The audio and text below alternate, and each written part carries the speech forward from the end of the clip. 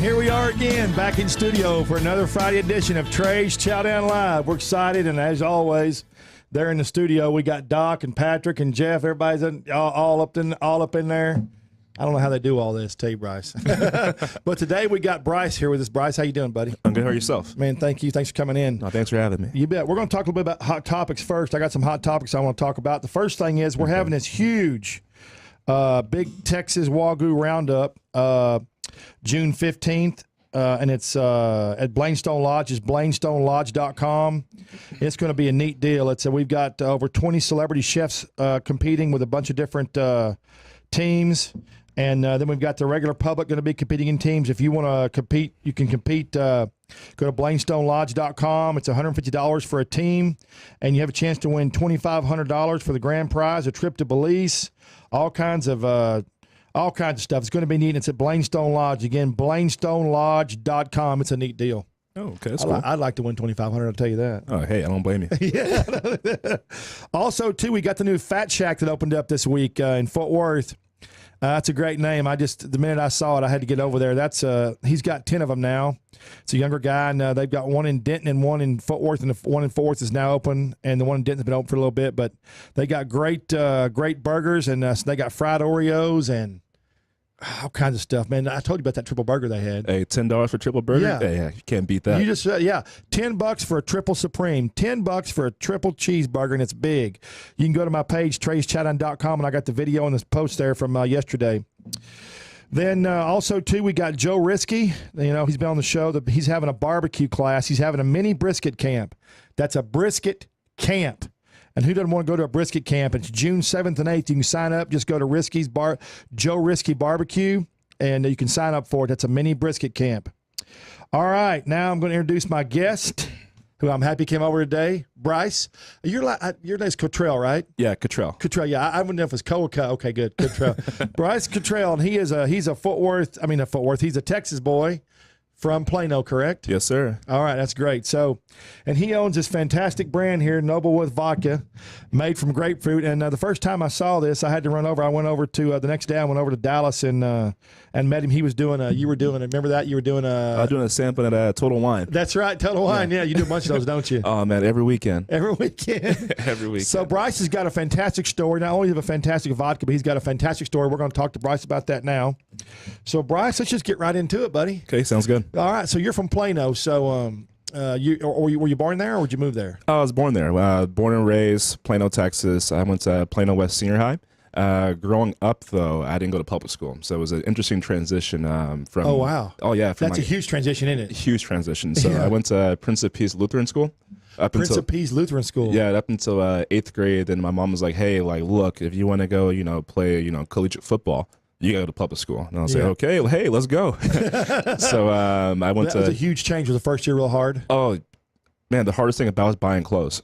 Yeah. Because you have to wear a uniform every day at private school. So buying clothes and everything, I was so far behind. I had no swag, man. No swag. I remember my first day high school like it was nothing, man. I walked in with I guess not the cool pair of Jordans. Oh yeah. Oh yeah, I got roasted, man. Yeah, that's still that way nowadays. Though, but tennis shoes have become a huge deal. Good gosh, huge deal, man. I'm still behind. Not only the tennis shoes, it's the vodka you drink too. Oh, of course. You got to be drinking the right vodka.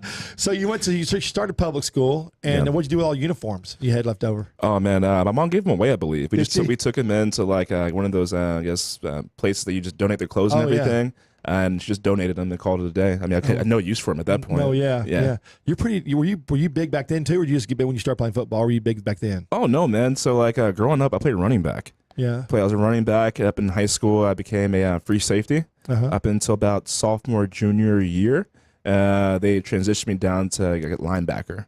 And I played linebacker. Then all of a sudden, I got calls from everywhere asking to play defensive end or linebacker. I had offers from just about everyone in the country, and I narrowed it down to Oregon and Texas. Right. I was committed to Oregon for about, say, maybe 5-6 months, I want to say. and I decommitted on signing day to go to University of Texas. So what? And so this is always interesting to me because the football drafts or what are you going to college? It's just always neat to me the whole process of it. It's such a huge business now. Whether you're going to college or NFL doesn't matter. Yeah. So what was your main concern? What made you change from Oregon to Texas? What made you do that? There was a man by the name of Mac Brown. Okay. Oh yeah, Mac Brown. Yeah, everybody knows him. Yeah, he's kind of famous. Yeah. He came to me and was like, "Hey, so, where would you rather live, Oregon or Texas?" And I was like, "Well, Mr. Brown, you got a point." Yeah. And he's like, "Well, if you come to the University of Texas, it's a 30-year decision rather than a 4 or 5-year decision. If you go to Oregon, yeah, you win some games, you have some cool jerseys, but where would that take you after you graduate?" And he's okay, well, name an alumni besides Phil Knight for the University of Oregon. I couldn't. He's like, no, name an alumni for the University of Texas. And it's basically like a Rolodex. You just throw it on the table and just pick one. Yeah.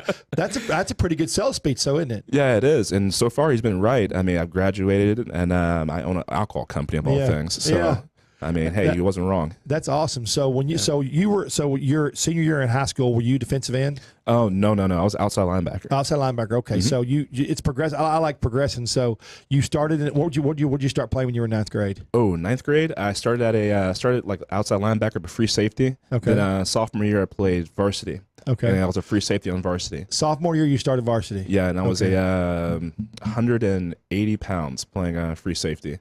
And I graduated high school at 215 pounds. I left the University of Texas my senior year at 275 pounds. So I remember the first day they walked in. I walked in, got in the scale. I was like, you need to gain some weight. So they, you're gonna get knocked around if you don't gain some weight. Yeah, they threw me a peanut butter jelly sandwich and a muscle milk and say, hey, we'll see you in the morning for meal plan workouts or whatever. So if you were late, they made you eat more. So I was like, oh shit, here we go. I hated food, man. Did you? Yeah. Well, it's all about size at that point, right? You got to keep getting knocked around, I would guess, at that point. Oh yeah, man, those dudes are big. I'm surprised. I'm shocked. I've watched in the last 25 years of my life. I have watched football players, even baseball players, have consecutively gotten bigger every year. Yeah, bigger, and bigger, and bigger, and bigger. And when I can hear them get hit on through the TV, I mean, they hit hard too. Oh, they do, man. But I will say this: in the Big 12, though, it's a lot more speed. A lot more speed. A lot more speed. So the game is definitely changing now. The bigger players are kind of not seeing as much anymore. Even the bigger players are starting to slim down just because the pace has changed. The style of play has changed, drastically. I mean, hell, when was the last time you seen a fullback? I mean, besides for the Patriots in the Super Bowl, that doesn't count. It's the Patriots, Tom Brady. Yeah, that's right. Yeah, that's right. So you left. So you made a decision. You graduated from Plano, and that was what's the name of that? What was their mascot up there? Oh, we're the Wolves. The Wolves. That's right. Yes. We're gonna get the Wolves. We're gonna get into that in a minute. Okay, so you graduated, then you went to the University of Texas. Yeah. So how was your first year? Was it bad or was it okay? The first year was it? I mean, when I say bad, was it difficult or were you okay? Oh, I loved it, man. How can you hate Austin? I always say that. So I mean, you have South by Southwest, ACL, but other than that, it was a big, big change. Other than the fact that I've been in Dallas my whole life, and going to Austin, I mean, hell, I never really been to Austin before. Yeah. So just experiencing that was completely different. It's when I say it's completely different, it's completely different from Dallas. Yeah, that's good.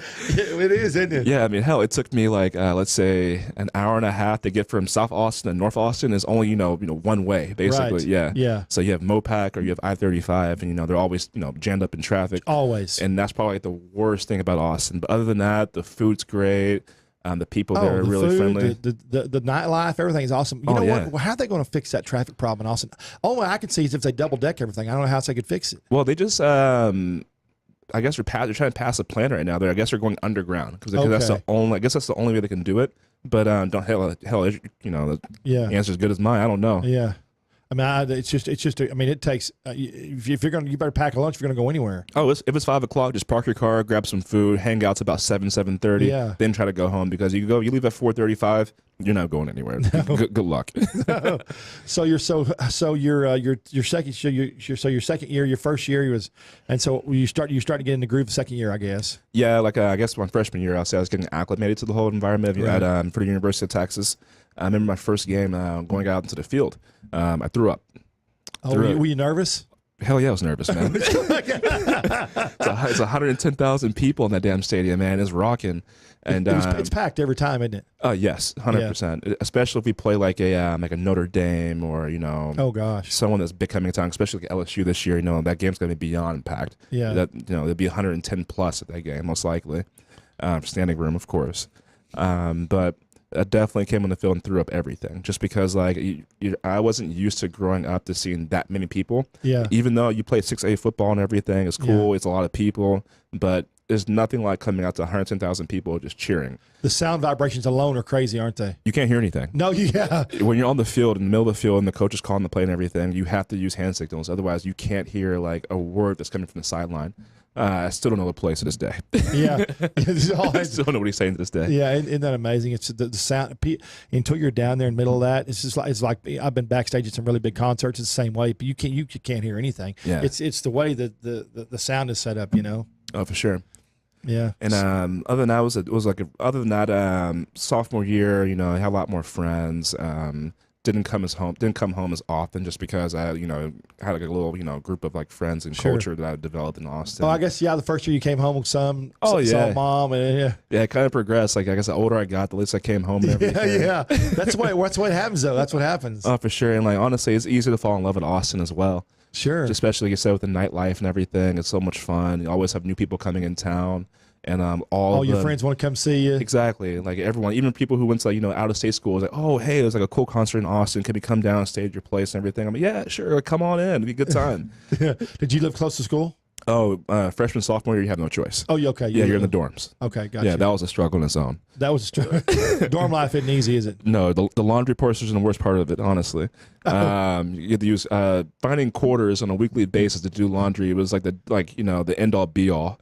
So that's right, because people aren't going to give you change. Where are they? No, they're not. And I mean, hardly ever you actually have change these days. People, have a credit card or a debit card or something. So like going around and actually have find quarters, not $1, but quarters.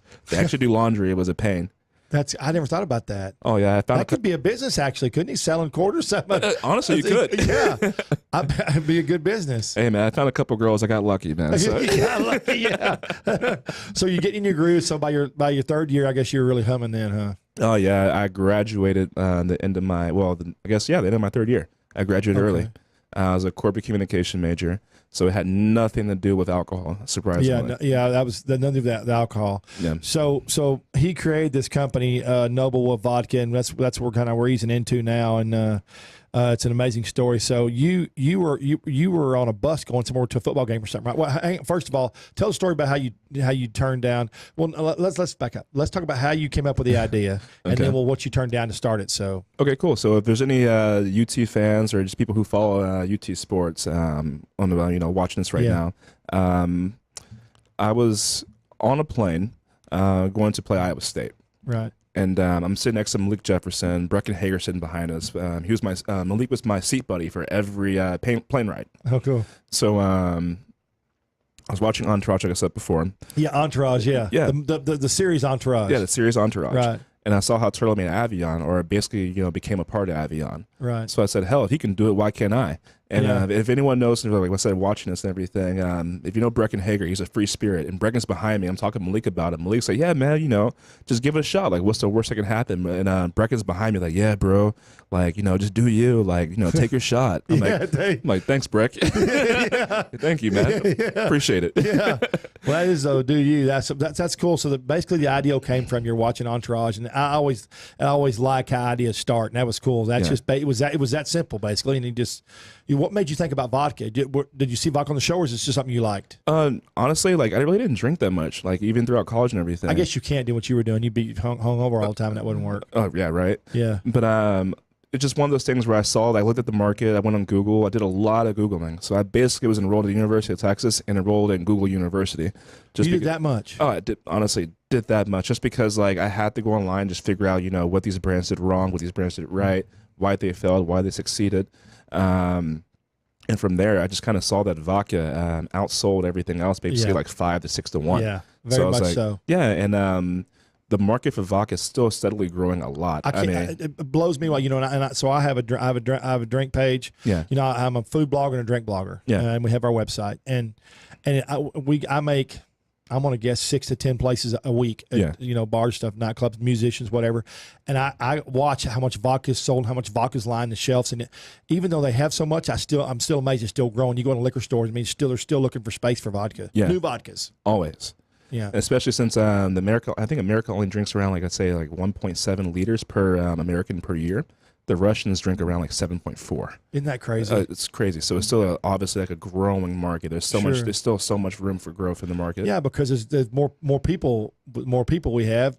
More drinkers. There are more drinkers. Yeah, more drinkers. So here's what's amazing. You came up with a concept. Yeah. And then you spent your own time to Google it and learn about it, which is pretty. That's a lot of foresight, man, to do all that work. Oh, for sure. What is that? Just what you learned in college, or is that just how you felt about it? It's honestly how I felt about it. Okay. Obviously, I was as a corporate communication major. We basically learned how to speak to people, how to conduct ourselves, and everything, and also just research different things. But at the same time, I really have a strong passion about it because in the TV series, I know this is so crazy, and people are probably laughing about it. But like in a TV series, Turtle, he was Vincent Chase's driver. Right. So the whole series, he was kind of the guy everyone made fun of, like, oh, Turtle, whatever. He's a blow off guy. Yeah, and always knew that football was like a means to an end and also a way to a beginning. Right. Just because it opens so many doors for you as the times you play and everything. But once you get done playing, those doors close. Right. So I had the opportunity. Very quick. I mean, Yeah. once you're done, you're done. Like in NFL, if you're going to quit, you better have a plan. Exactly. You better have saved and invested, or you better have a plan. Yeah. Oh, for sure. So, I mean, hell, as soon as I was done, I mean, the next couple, maybe a month or two later, my locker was cleaned out, everything. They got my bag ready. I was like, dang, guys, really? I just got done. But you said something I hit on, and I like to do, and I like to say this about celebrity chefs or anybody. There's a big difference between a cook and a chef, and it's called passion. Yeah. And it's passion for what you do and how you do it and what drives you. And I have it every day to get up. I sleep maybe 4 or 5 hours a day. I'm not a big sleeper. I think about food and drink in my sleep. I think about what the next program I want to do, the next show I'm going to be on, the next thing I'm going to do. It's passion that drives me. I love what I do, and that's how you did it. It was passion. Oh, for sure. And you said that, but you skipped over it real fast. And it's important. It's an important issue to tell everybody that passion is what drove you. It still drives you today, obviously. Oh no, every day, man. Yeah. Like I said, if you go to a Total Wine between Wednesday and Saturday, I promise you'll find me. Yeah. You'll find me. Yeah, Total Wine, baby. Total Wine. You'll see me there. I guess they do. So you sell a lot of stuff there. Oh, I sell a lot. That's right now. That's probably my number one. Vendor. Awesome. You can buy the specs as well. Twin Liquors. Total Wine's local boys, aren't they local? Oh no, they're not local. It's a Maryland-based company. Okay. Yeah. Is Specs local? One of the big. They're local to Texas. It's a Houston-based company. Okay, yeah. When I say local, I meant Texas. Yeah, sorry. No worries.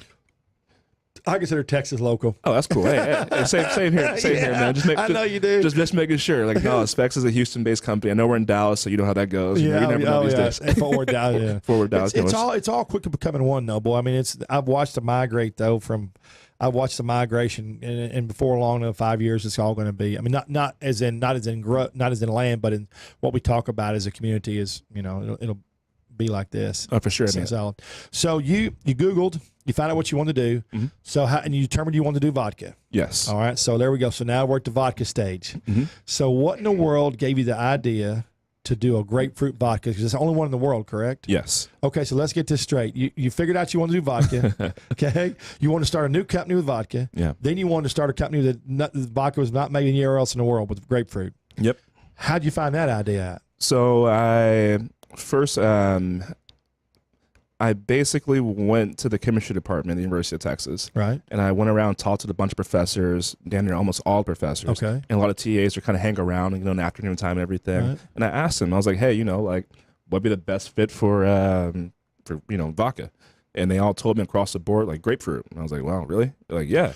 Okay, so you were trying to find another thing besides what vodka's already made with. Yes. And so you asked him what the best thing would be. Yeah, just because I knew for a fact if I did another wheat or potato grain based vodka, I'll be done. Yeah. There's literally no point. I mean, literally, I have wouldn't be any gas in the engine. Yeah. Well, it's not any gas. It's you wouldn't be able to get into more a lot of places because as soon as people hear vodka, they're always like, oh, what is it now? Is it another corn or wheat potato based vodka? Or oh, is it another 30 times distilled or whatever vodka? So that's why I was like, hey, if I'm gonna do this, I'm gonna do it different. If I can't do it different, I don't want to do it at all. Right. And after speaking to them, they all told me grapefruit, just because the grapefruit acidity is so high that actually counteracts the ethanol in the vodka, and it makes a better fit and hold for ethanol at the end of the day. I didn't know that. So the acidity from the grapefruit is makes the help. One more time. Tell me again now. The acidity from the grapefruit is so high that actually counteracts the ethanol in the vodka. Okay. It's like a counteractant for it. It actually has a better fit and hold for ethanol. Oh, wow. Yeah. So they told me that. I was like, okay, cool. So like, I'm trying to get it made now. Okay. And there's also so much ether in grapefruit that when you try it, like a lot of people, almost everyone, you'll get like a very, very subtle hint of grapefruit in the back end. Right, you do. And you can definitely smell the grapefruit when you try it as well. Very much so you can smell it. For sure. Which is great. Definitely. And when you try different things, the grapefruit notes go away completely as well. So it made like a great mixing vodka as well. So that's why I ended up choosing it. But I had another huge problem when I had this whole thing. What? Was a couple big problems.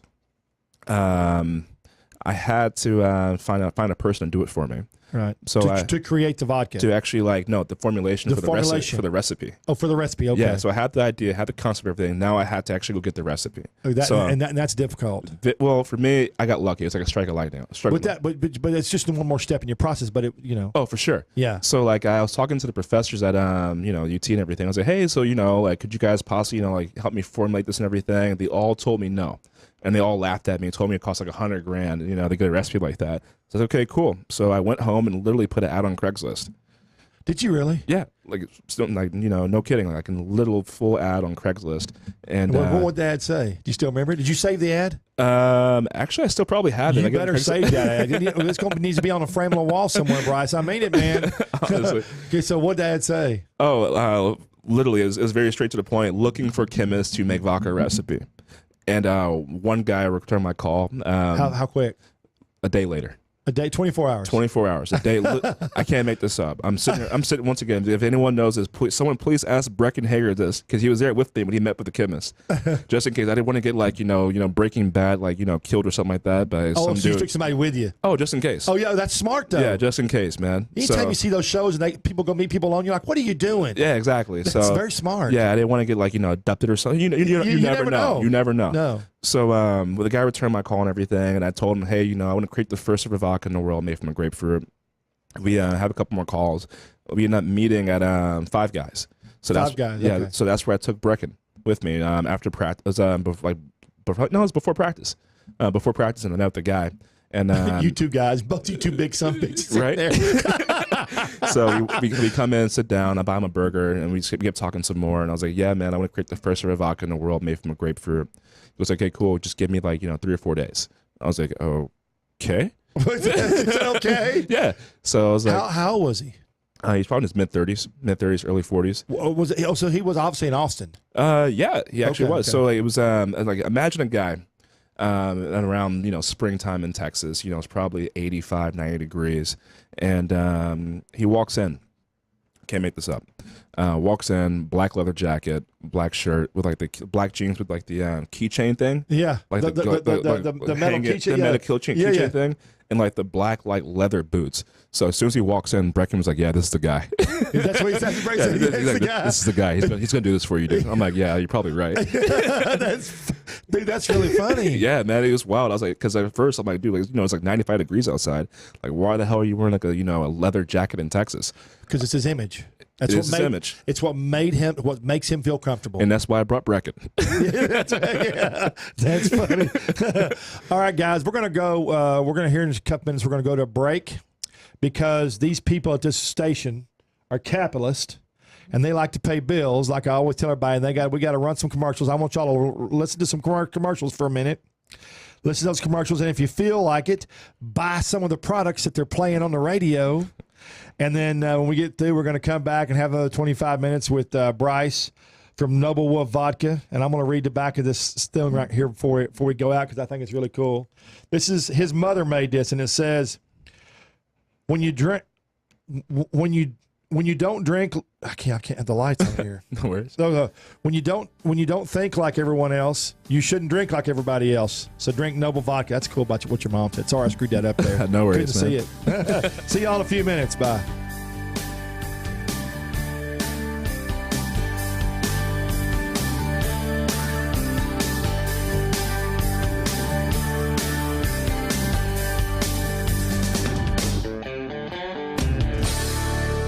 If you're trying to quit drinking or doing too many drugs, listen to me. You don't know me and we'll never meet. I had a problem like you once. I drank and used to party a little too much till it got out of control and almost ruined my life.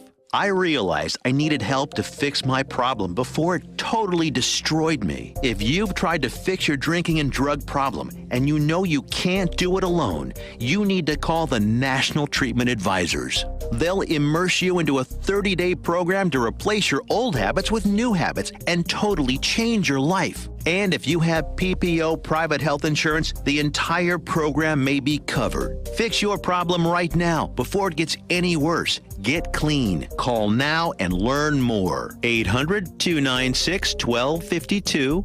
800-296-1252. 800-296-1252. 800-296-1252. Never Forgotten Apparel is more than just a premium women's and men's clothing line. It's a movement to remind us to wear American-made and serve those who serve us. Our heroes. Never Forgotten Apparel gives 20% of their total sales to nonprofits that support homeless veterans and off-duty firefighters, and 50% to individual veterans and firefighters in need nationwide. Check out neverforgottenapparel.com. Use promo code MATT, M-A-T-T, and get 15% off your purchase. Dr. Ken Brown here, host of Gut Check Project with my co-host Eric Rieger. I've seen in my practice that Atrantil is a whole lot more than just a bloating product. Yes, it does a whole lot more than just fix bloating because of the polyphenols that you find in Atrantil. What are some of the things that these polyphenols do, Eric? These polyphenols can help you have more energy, and polyphenols are great for athletes. It sounds like it's going to help a whole lot more people than just bloating. Go to lovemytummy.com/Spoonie. All right, here we are. We're back again for another 30 minutes of Trey Turner Live with Bryce from Noblewood Vodka.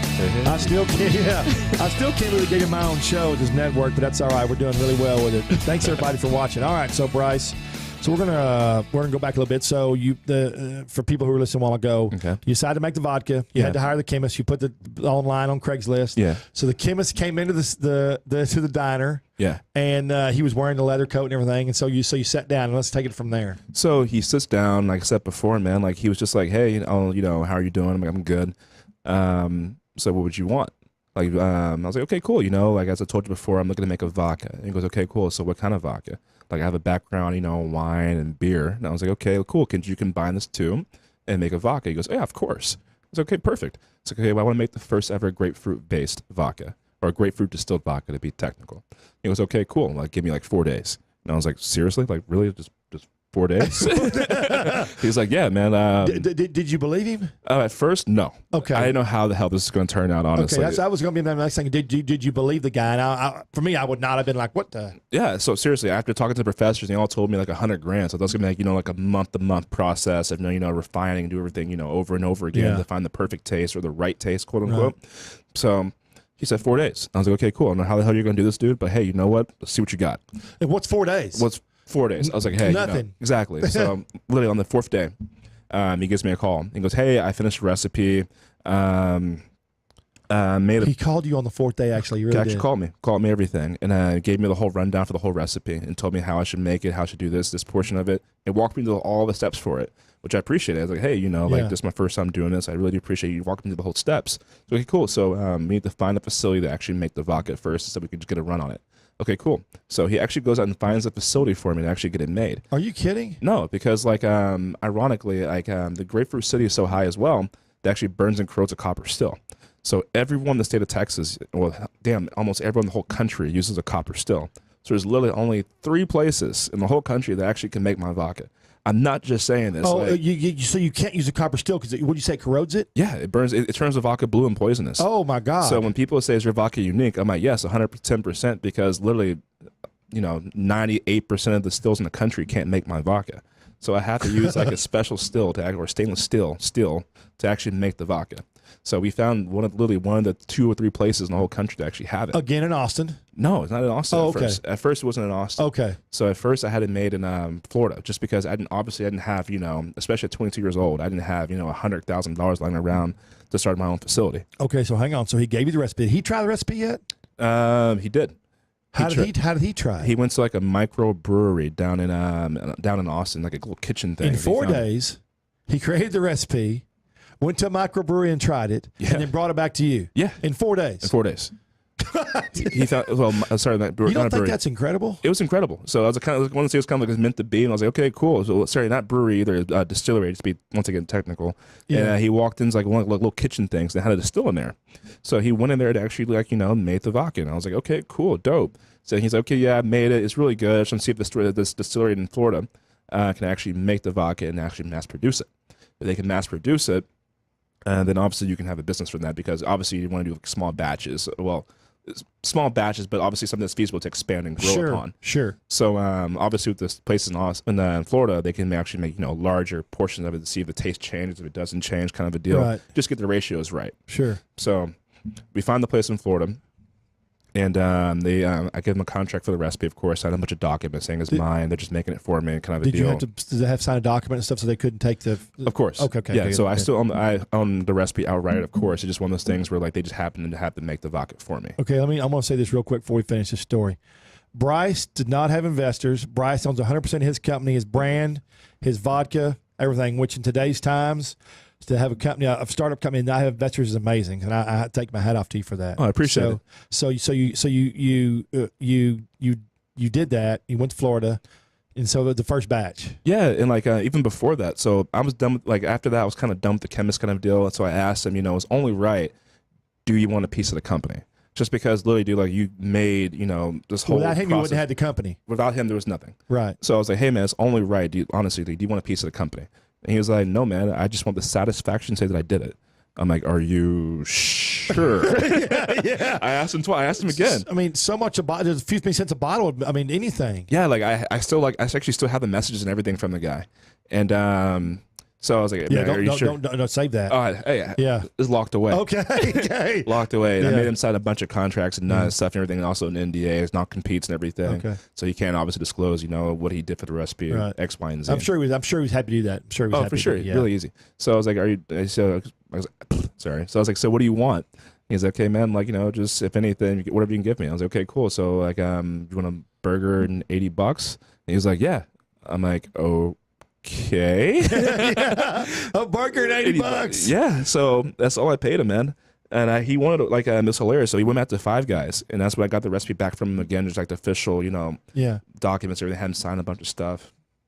And he goes, yeah, man, just give me like a cheeseburger, some fries, and I got some water. I'm like, dude, like I'm buying it for you. Just get a drink. Like, what are you doing? Get a large cup, dude. Yeah. That's all he wanted to do was $80 on a burger. And I appreciate him. So I want you to listen to me a minute, okay? So you were in college, you were in an airplane, you came up with the idea on the airplane. Yeah. Then you went to professors, and they said it could be done, but for $100,000. Yeah. And that didn't tell you. Then you went home and you Googled everything. Yeah. Okay. Then you started Googling. Then you found somebody. Then you went to and you found this guy to do it. Then the guy did it in 4 days and still brought it back to you. And all it's cost you so far is time and $80 in a hamburger. You don't find the incredible this story. Yeah, 2 hamburgers, by the way. 2 hamburgers, okay. Two hamburgers. 2 hamburgers. Dose. 2. Okay, so you got that. So then you went. So you fly to Florida? No, I actually didn't have to fly to Florida. They made the vodka for me and shipped it to me. It's my house. So I got the vodka. So you never went to this? You never? Never had to. Okay. They ended up shipping the vodka to my house. How many did you do on your first run? So my first run, I made 115 cases. So that's the first order that I shipped to Republic National. And this isn't the first bottle I first made. If you saw the first bottle I actually first made, it was horrible. I'm not even gonna lie to you. It was bad. I just wanted to see if it was gonna sell or not. Yeah. Because I just want to say, I put my time in this. Let me just see if it's gonna work. If it works, I'll change everything. So you paid for a shipment up. You pay a shipment up front. Is that what happened? Oh no, that's later down the line for the whole thing. I was going to tell you some stuff in between from that. Okay. But how they get to that point is actually kind of funny and hilarious. But so I didn't have the money to actually start the production for everything. But other than that, they shipped the vodka to my house, and I had my mom try it first. So I tried it, I liked it, but my whole deciding factor is my mom. So her name's Felicia, by the way. So hey, mom, hey Felicia. Have you ever said bye, Felicia? All the time, just to make her mad. Oh my God! I won't say it today. She'll get mad at me. Dude, I'm sorry I had to say that, No, man. that's I cool. just had to say it. I'm sure that movie made that famous. That's one of my favorite movies, by the way. It's a great movie, man. But anyway, okay. So what happened? Were you watching your mom when she tried it? Yeah, and like my mom hates vodka, so she tried it and loved it. She goes, "Oh, this is really good." I'm like, "Oh yeah." So even before that, I remember coming home and telling my mom, I was like, "Hey mom, like I want to start a vodka company." She was like, "Huh?" I'm like, "Yeah, like I want to start a vodka company." And she was like, "Okay, like if that's what you want to do, I fully support it. Just let me try it." I was like, "Yeah, of course, mom, you can try it." So that was like literally after I told her that, she didn't realize like literally 2 or 3 days later, and I was on break, that the vodka was coming in town. So I got a package. I was like, "Hey mom, it's here." She's like, "What? Like it's here?" I was like, "Yeah." So like she gets the vodka, she tries it, and she loves it. Awesome. So I was like, I hit a home run because I know for a fact my mom doesn't drink like vodka at all. All she drinks is wine, honestly. Right. No whiskey, no bourbon, no vodka, nothing. But she drink my vodka now, of course, with her friends. But right. Literally just wine. So after that, I reach out to Republic National. Well, I don't reach out to them, honestly. I got lucky with that as well. So I sit down. You didn't get lucky, Bryce. It's passion. Honestly. They knew. You had an unusual product. They knew what it take. They never heard it before. So it's not luck. It was just what you did and what you came up with, your research and the grapefruit. I mean, it was all a process. So you reached out to them. Yeah, and like they asked me a couple questions like, "Hey, like do you have you sold any cases before?" And I was like, "No, obviously, that was an easy question. Like, well, easy answer to a question. No, I never sold a case before." Yeah. And they're like, "Okay, well, do you at least have $100,000 in marketing dollars?" And honestly, no one ever checks if you do or don't. Just throwing it out there. So I was like, "Hell yeah, I do." Hell yeah, I do. What the hell you mean? Yes, of course I have that. Yeah, sir. I get it. Sir. Yes, sir. Yes, sir. That's funny. And they didn't have $1 of it, man. And literally, they gave my first purchase order. And I took it to the bank and got it financed. And I was able to buy all my materials up front to start off with. Okay. And that's how they got everything going. And so you took the purchase order to the bank. Yeah. And you financed it. They gave me 80% up front. Awesome. And I was able to buy all my glass, the vodka, the juice itself, we call it in the industry, the actual juice in the bottle, the caps, everything, and boxes. And for the boxes, shout out TCP boxes, one of my best friends. TCP Packaging, wasn't TCP it? Packaging, yes. TCP Packaging. Yeah, so it's one of my best friends' friend, Francisco Ramos. He makes my boxes for me. Does an amazing job. So yeah, hey, shout out Fran, man. I do love this box. So I think that okay. I'm gonna tell you why I like it. First of all, I'm a big dog lover. Yeah. I normally have about 10, but now I'm down to 5. I had some that died on me. Okay. I've rescued dogs. Gotcha. But my main dog that runs around me is a purebred German Shepherd from Germany. Got her, and she's a fantastic dog. She goes everywhere with me. Yeah. But they look kind of similar to this. Yeah. And this was your dog. This is on the box and all the bottles is this picture of this wolf, but it's not really wolf. It's your dog. Yeah, it's my boy Blue. Your boy Blue. He's still alive, right? Oh, he's still here. Okay, cool. So that's his dog on the box. I think it's so cool that you did that. Yeah, man. So you got all that done. So he's got his paw. That's a paw print on the back. A wolf print. It's a paw print. I tied everything into Plano actually. At the end of the day. Oh, cool. So I'm not if people are familiar with Plano or not, but there's 3 major high schools in Plano. It's Plano West, Plano Senior High, and Plano East. And ironically, I just kind of did it on accident, but it ended up working. Right. So the dog in the bottle, like you said before, is actually my dog Blue. I made him red. His name really is Blue, by the way. So he's a family dog, and I made him red. So the red I made is actually Plano Senior High's colors for their school. Oh, cool. It's their maroon. And the paw print in the bag is for Plano East. They're the Panthers.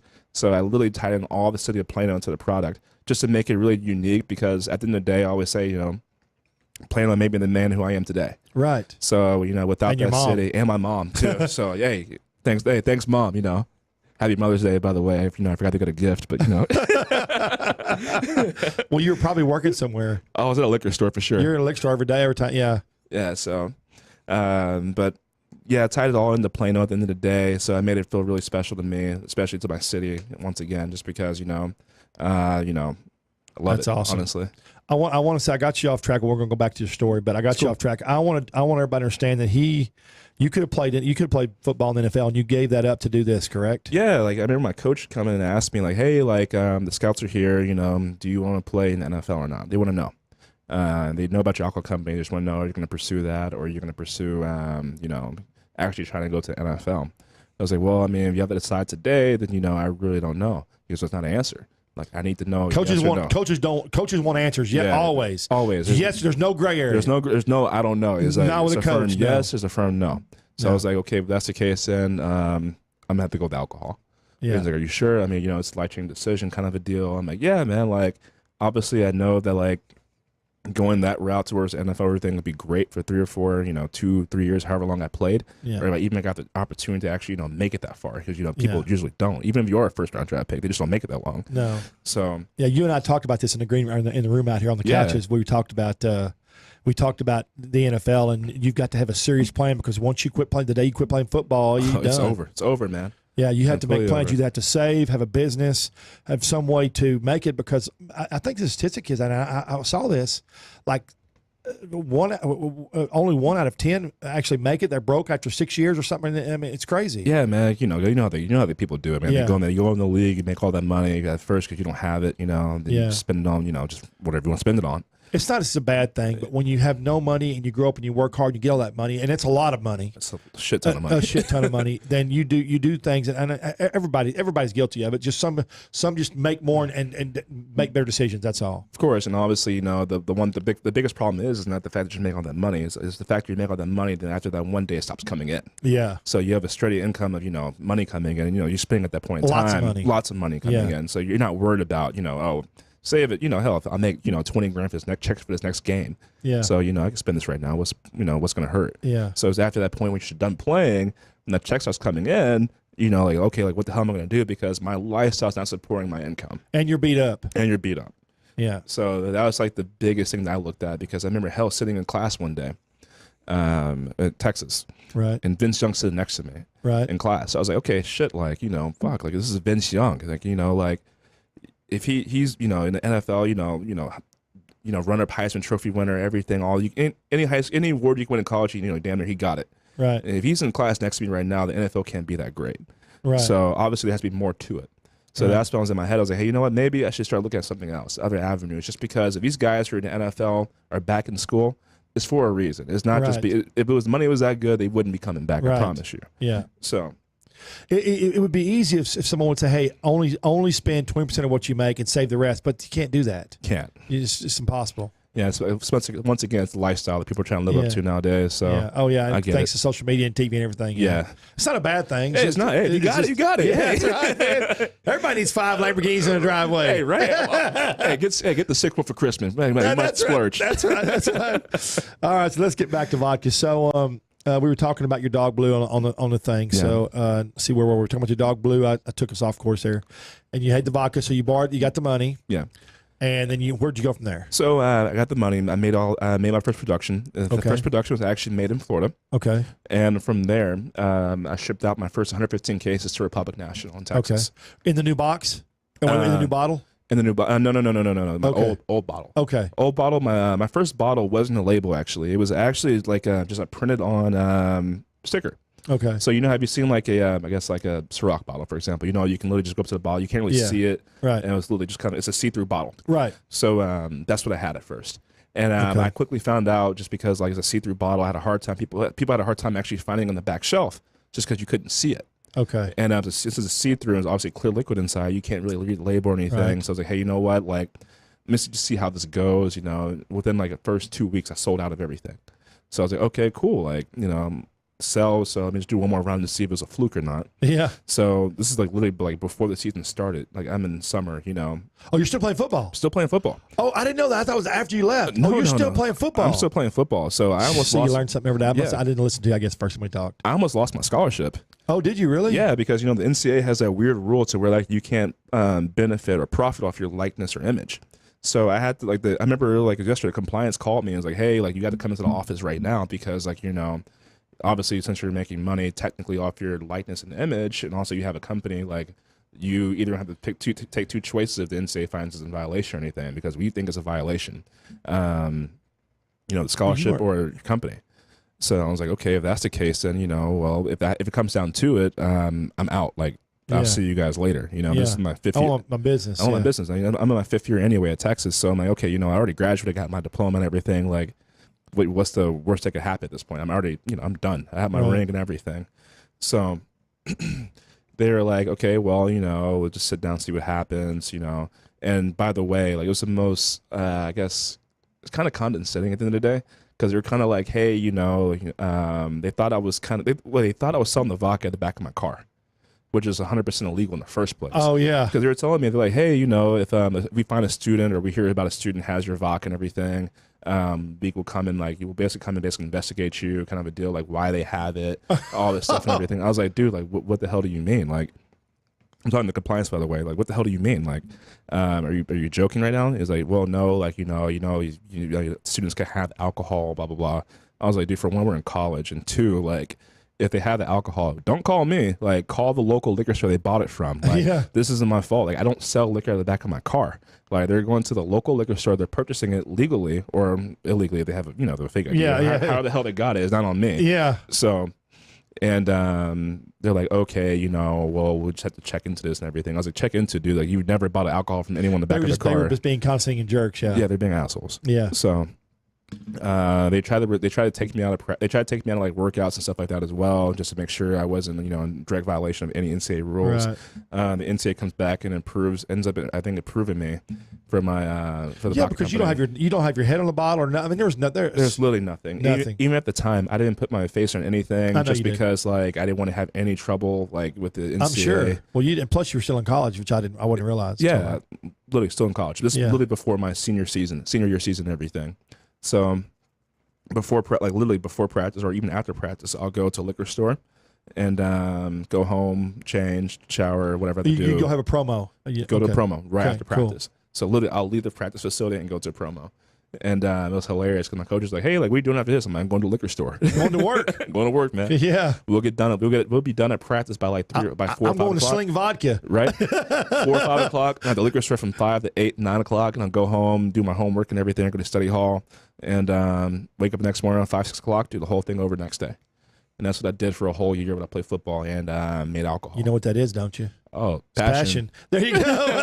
Passion, man. That's right. My favorite word, passion, man. If you ain't got it, you're never going to get it. It's just something that's born inside you. Oh, for sure. Yeah. So you did that. So you finally graduated. And that was your first run. That was my first run, and that was still in Florida. Yeah. So let's go from there. So from there, from Florida, bringing it back over here, just from Florida to Florida. Yeah, you were selling. How many runs did you do in Florida? So I did 3 runs in Florida. Okay. Well, sorry, I did 10 runs in Florida. Oh, 10. That's a lot. Yeah, 10, 11 runs in Florida. Now you've done 10 different runs. Yeah, my first. Always the same amount? No, it fluctuated. They get bigger or lower? They got bigger. Bigger, okay. Yeah, they went down during the season just because obviously I couldn't do a lot of anything. Couldn't promo enough. Couldn't do anything. Just because on the weekends, obviously we have a game on Saturday. We travel on Friday, whatever it might be. So I had no choice. I couldn't do anything. So it dropped a lot during the season because I couldn't push anything. Right. But isn't that funny how it's conducive to how much you could be out there in public? Isn't that funny? But that's the way it works. It does. And even my first year, it was everyone was like in awe how I did it, just because my first year I sold over 1,000 cases. God. So like it was like an anomaly because a lot of companies who even start off who have like millions of dollars in backing don't even end up selling 1,000 cases. It was that personal, but you were putting that personal touch behind it. Oh, and it tastes good. And it tastes good too. Yeah. So like, and by the way, these aren't going home with you. No, just kidding. Go ahead. It's fine, man. Yeah, I know. They take it. No, but that's really what happened. Like I sold over 1,000 cases, and even now, like people are like, dude, like how the hell did you sell 1,000 cases? Like while playing football and going to school. I was like, dude, I just grind. One word. Grind, passion. Yeah. So, well, two words: grind and passion. And now, like 3 years later, going on my 4th year, I've sold over 10,000 cases. Jesus. Yeah, and it's literally just me going out, just no sales force. No sales force. You going out. Yeah, it's grinding every day. Slinging that vodka. Got to, man. Got to. And I go home. I make all the marketing material as well for everything as well. So. You do? Oh yeah, dude. I do just about everything. You have your printers and stuff. Everything. You got everything. Everything. You talking a low cost operator, baby? You want some expenses, aren't you? Oh, got to, man. Got to, man. I do. I spend money on other things though. I have to. Yeah. And right now, I'm just trying to save up to build my own facility. I want to make the first distillery. Please quote me if I'm wrong. If anyone figures out, but I want to make the first distillery in Plano. That's my goal. Like I want to eventually make a distillery in Plano, Texas. You can do it. Yeah. So you've done everything else so far, brother. Why can't you? Exactly. So that's my end goal. That's when people ask me, hey, like, where'd you want to open a distillery? Plano, Texas. So Bring you it all home.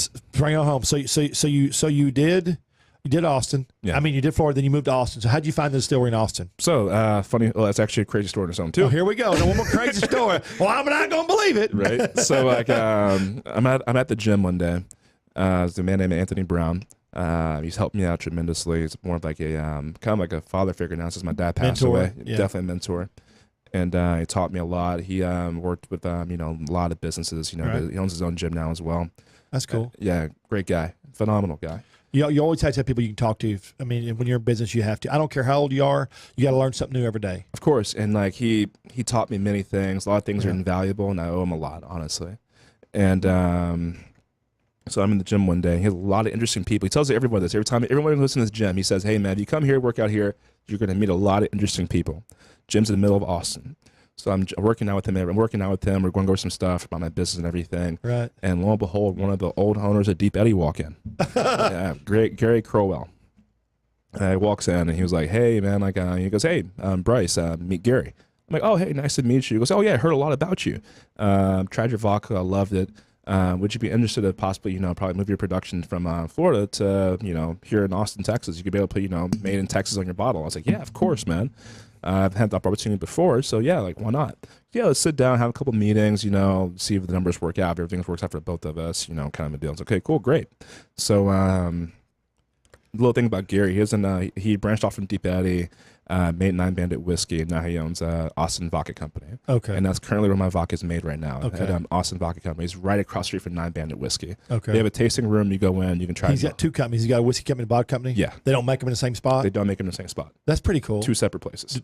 Are they open to the public? Yes. Okay. You can go and tour both of them at the end of the day. That's cool. Yeah, and so they have my vodka displayed at the Austin Vodka Company floor as well, and so we end up coming to an agreement and everything for the price of he made the vodka for me and everything. Sure. So I bring my production from Florida to Texas. Awesome. I bet you felt good about that. Oh, I loved it, man. Did you get to watch it being produced? You did, because you had to put the labels on. You told me that earlier. Yep. Okay. I helped with everything. So like at first, when I first started off, they didn't have a bottling machine. This is a new company. The bottling machine wasn't there or anything. So literally, he'd be like, "Hey, I got a purchase order." It would come in, and to save time and everything, I have like an 800, 1,000 case purchase order, and I had to fulfill it in a period of time. So I would call like a bunch of friends, and I'd tell them, "Hey, look, I pay you $15 an hour. Just come in and help me Get your butt down here. Just help me bottle this stuff." We got to mark some vodka bottles. Got to. Got to. No choice. So literally, I had to help. You fill the vodka up. It was like a little conveyor line. Some people would make the boxes. People put the petitions in the boxes. Another person would go around, and I will be on the other side, actually filling the vodka up, and another person doing the shrink wrap and the cork on top. And we have another person put in the boxes and tape it up and put it in the pallet. So to do that, it probably took us with maybe 10, 11 people. It took us maybe 8, 9 hours. Yeah, it's a long time, huh? 8, 9 hours, dude. It was a grind, to say the least. And we got everything made out the door within like another day and a half. And I had to do that for about, say, 5 months. We just got the bottling machine in 6, 7 months. I got the bottling machine in this past month, so that's obviously helped out tremendously. Oh, sure, you don't have to go anymore. Yeah. Oh no, that's awesome. Yeah, and obviously the best part about it was the pizza, though. I love the pizza, man. Oh yeah, that's so good. Yeah, people love the pizza. So this stuff is awesome. It tastes like grapefruit. I want y'all, if you, I need y'all to go try it. You go into Specs? No. Specs, Total Wine. Specs, Total Wine.